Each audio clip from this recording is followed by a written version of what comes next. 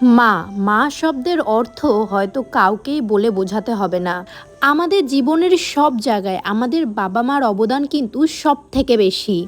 তারা নিঃস্বার্থভাবে তাদের জীবনের সমস্ত কিছু দিয়ে দেয় আমাদেরকে ভালোভাবে বড় করে তোলার জন্য। তাই নিজের ইনকামে বাবা মার জন্য কিছু করতে পেরে আমি তো খুবই খুশি। তাই দেখো না, অনেক দিন ধরেই ভাবছিলাম মাকে একটা শাখা বাঁধানো দেব, যেটা মা সব সময় পরে থাকতে পারবে। তাই মায়ের জন্য গিফট নিতে চলে এসেছি। তোমরাই বলো তো এই শাখা বাঁধানোটা কেমন হয়েছে। চলো এবার এটা নিয়ে বাড়ি যাওয়া যাক।